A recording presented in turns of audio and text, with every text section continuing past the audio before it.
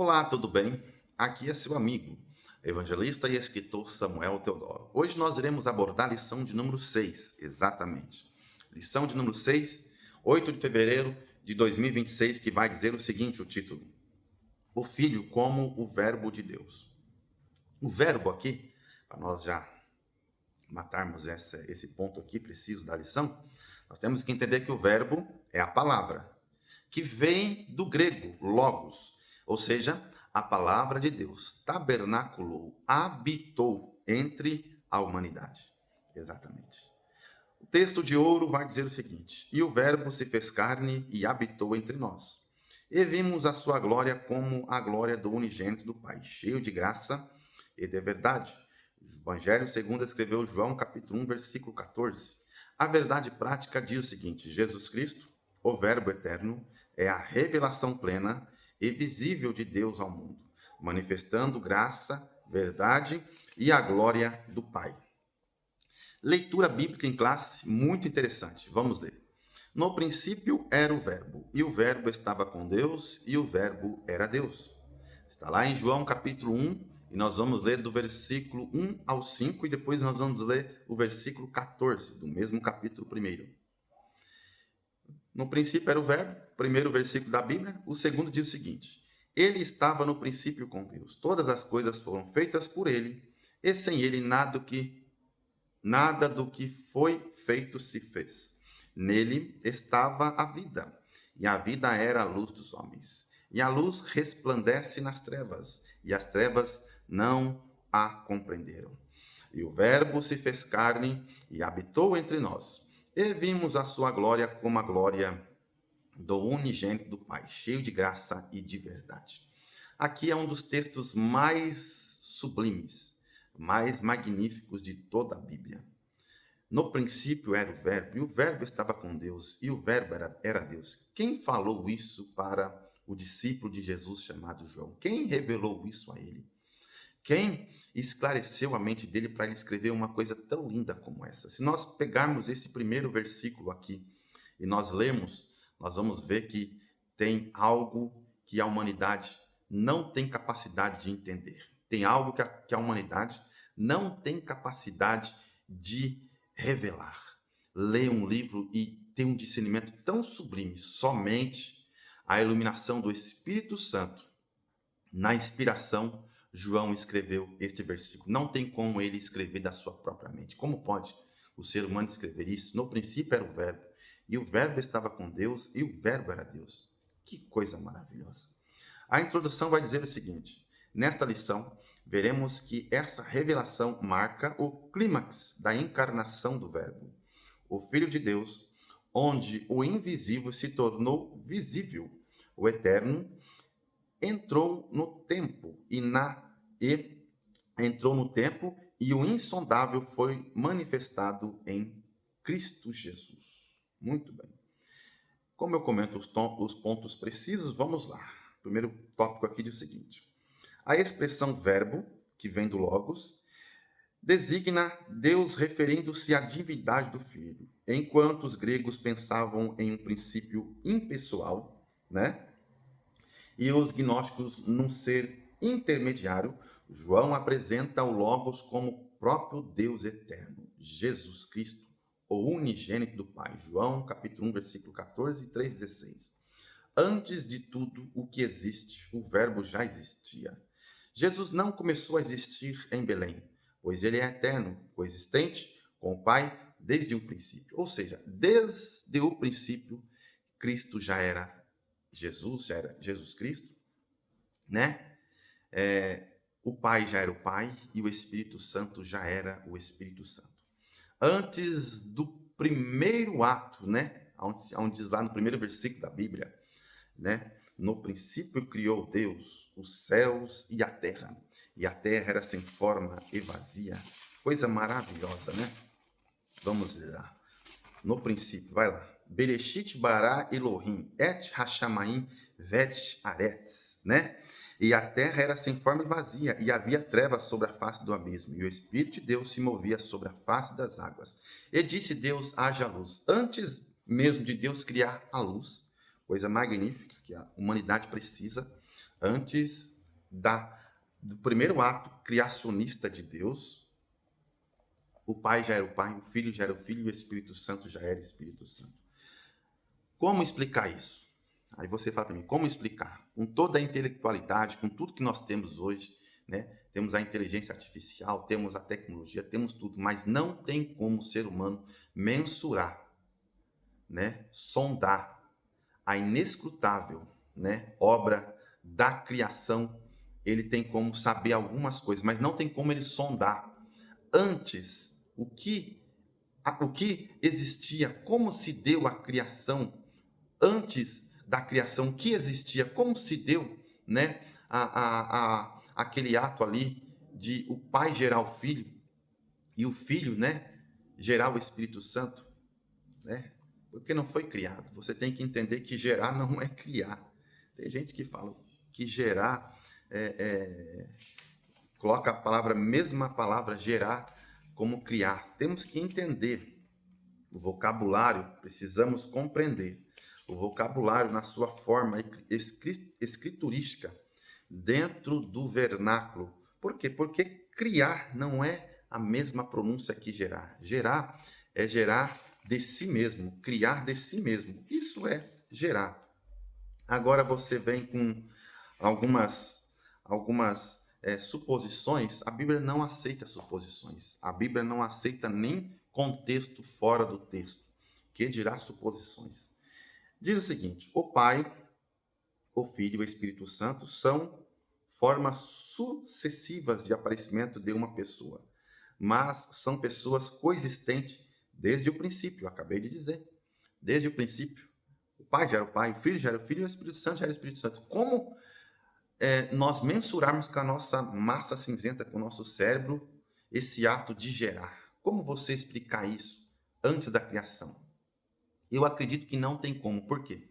Porque o ser humano ele só sabe o que foi lhe mostrado. Ele só compreende o que foi revelado. Se Deus não revelar, não tem como. O evangelista, o escritor, o discípulo de Cristo, o apóstolo João, escreveu este versículo primeiro aqui. No princípio era o Verbo, e o Verbo estava com Deus, e o Verbo era Deus. Ele não escreveu de si próprio.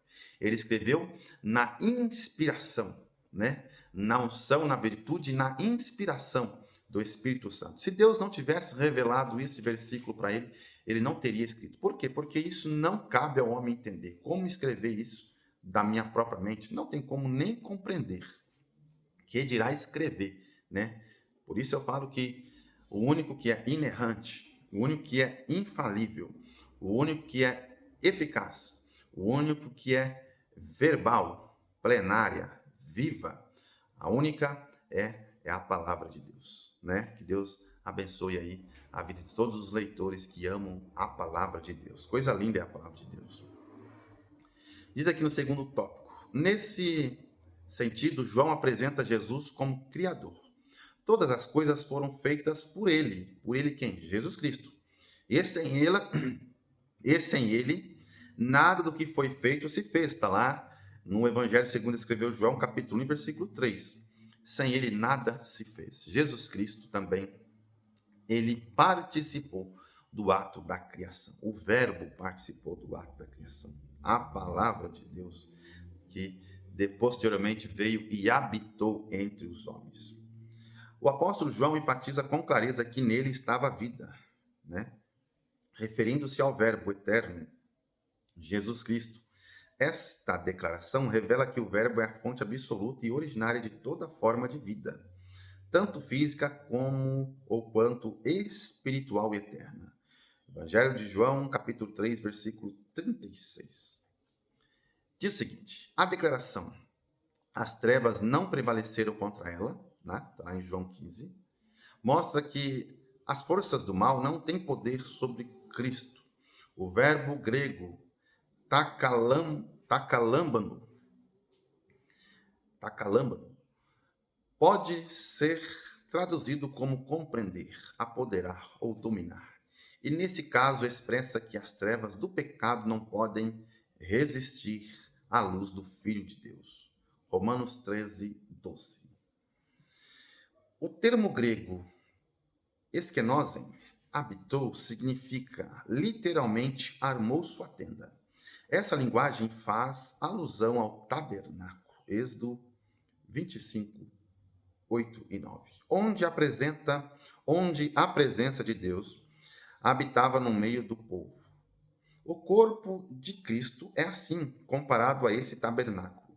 Nele, a glória de Deus se manifestou visivelmente entre os homens. Colossenses 2:9. E ele, né? Ele revela a união hipostática das duas naturezas do Filho. Quais são elas? Divina e humana. A palavra glória, do grego doxa, remete ao conceito de Shekinah, a presença gloriosa de Deus entre o seu povo. Êxodo 40, 34, 35. Porém, enquanto a glória da antiga aliança se manifestava parcialmente, em Cristo ela se mostra plenamente. João 3:11. Vamos ler lá? Vamos deitar lá. Vamos ler Êxodo primeiro, Êxodo 24, 16 e 17. Estou com a Bíblia aqui na mão. Vamos ler Êxodo 24, 16 e 17, para você entender. Tem algumas pessoas que falam que ainda existe essa glória no meio do povo. A glória vai descer, a glória Shekinah vai descer. Será? Vamos lá. Êxodo 16, melhor dizendo, 24, 16 e 17. Êxodo é o segundo livro da Bíblia aí, né? Faz parte dos 5 primeiros livros da Bíblia, chamado de Pentateuco, Penta 5. 24, 16, 17 diz o seguinte: E habitava a glória do Senhor sobre o monte Sinai, e a nuvem o cobriu por 6 dias. E ao 7º dia chamou o Senhor a Moisés do meio da nuvem. E o aspecto da glória do Senhor era como um fogo consumidor no cume do monte aos olhos dos filhos de Israel. E Moisés entrou no meio da nuvem, depois que subiu o monte. E esteve Moisés lá, né, no monte 40 dias e 40 noites. Essa era a tão falada aí, que os irmãos gostam de falar, as irmãs gostam de falar da glória Shekinah. Mas nós temos que entender por que a glória Shekinah vai descer novamente, sendo que a presença do Espírito Santo entre a humanidade, na qual Cristo mesmo falou que ele iria rogar a Deus e enviaria o Consolador, o Espírito da verdade, o Paracleto. Então, a presença que tem hoje na terra é do Espírito Santo. Mas nós falamos sempre isso, porquanto Deus sempre foi Deus desde o princípio, o Espírito Santo desde o princípio estava também, e o Filho chamado Jesus Cristo desde um princípio também estava. Sendo assim, a representação hoje na terra é do Espírito Santo. Ele está hoje entre nós. Nós fôssemos falar aí de uma forma correta, né, usar a linguagem correta, examinando tudo que tem da Bíblia, nós poderemos falar assim: Jesus Cristo, Deus, ele está entre nós na forma do Espírito Santo. Mas essa glória Shekinah, ela era tão magnífica, porque nós vemos lá que em 1 Reis, capítulo 8, versículo 10, ela se portou mais uma vez entre o povo quando o rei Salomão, ele ergueu, ele construiu aquele magnífico templo descrito minuciosamente por Deus. E ele fez, e a glória entrou e habitou na forma de nuvem, de uma fumaça. Muito bem. Coisa linda, né? Nós não podemos compreender porque essa glória ela não vai descer como desceu ali no ato que Moisés subiu ali para receber o decálogo, os 10 mandamentos, e também quando o rei Salomão ele construiu o templo, né, o templo de Salomão, essa glória entrou e fez-se presente no meio deles ali, né? Mas hoje é a presença do Espírito Santo. O Espírito Santo é Deus, meu amigo. Deus, ele habita entre os homens. Jesus, ele habita entre os homens. Deus habita entre os homens. Ou seja, Cristo tabernaculou entre a humanidade. Coisa mais magnífica ainda. Hoje não é a glória Shekinah. Hoje quem habita entre nós é o próprio Cristo, na presença e na forma do Espírito Santo, que o Espírito Santo hoje está representando, né? Ele está representando, porque se não dizer, está aqui na forma, né? Jesus Cristo está aqui sendo representado pelo Espírito Santo. Mas o que acontece? E Jesus não vai deixar de ser Jesus nunca. Deus não vai deixar de ser Deus nunca, e o Espírito Santo não vai deixar de ser o Espírito Santo. Temos que entender isso. O verbo, sendo a palavra, ele habitou entre os homens. Mas esse tabernaculou, da mesma forma que a glória ali descia entre os sacerdotes, entre os reis, entre os profetas, nós temos que entender que hoje Jesus, ele habita entre a humanidade. Ele habita no meio do povo de Deus. E temos que entender que sem Jesus não dá. E sem Jesus também nós não conseguimos chegar até Deus. É impossível o homem se salvar por si só. Eu falo sempre isso. Por mais que você seja um teólogo, por mais que você seja um ensinador, por mais que você seja um doutor, por mais que você seja um apóstolo, um profeta, um bispo, um ancião, seja uma pessoa muito renomada, seja uma pessoa espiritual, por mais que você seja um missionário, seja qual for o grau aí eclesiástico no meio da eclésia, você não tem capacidade de se salvar. Ah, mas eu evangelizo. Ah, mas eu prego. Ah, eu revelo. Ah, eu profetizo. Ah, eu ajudo os pobres. Ah, eu dou cesta básica. Ah, eu faço isso. Ah, eu faço assistência social. Você não tem capacidade de se salvar. Se você fazer todas essas coisas e não fizer uma coisa principal, você não vai se salvar. Não conseguirá chegar até Deus. O que eu tenho que fazer? Reconhecer que Jesus Cristo é o único mediador entre Deus e os homens. Reconhecer que o Cordeiro que foi morto, ele realmente está perdoando e perdoou e perdoa os meus pecados. Reconhecer que Jesus Cristo é o Filho de Deus, morreu na cruz do Calvário, mas ele ressuscitou, ele morreu para me salvar. Se você fazer tudo o que você faz, for um exímio hermeneuta, um exímio exegeta, um exímio educador, apologista, pode ser quem for, fazer uma ação social, ser um grande escritor, ser um grande entendedor, fazer a obra magnífica de Deus aqui na Terra. Fazer missões, pregar aí na praça e na rua, mas não reconhecer Jesus Cristo como único e suficiente Salvador, aí eu falo para você, coitado de você. A conclusão vai dizer o seguinte: o Senhor Jesus é a perfeita revelação do Pai à humanidade. Que cada crente reconheça que conhecer a Cristo é conhecer o próprio Deus, e que proclamar essa verdade é tornar a glória do Pai conhecida no mundo. Que Deus te abençoe e que nós tenhamos uma boa aula em nome de Jesus.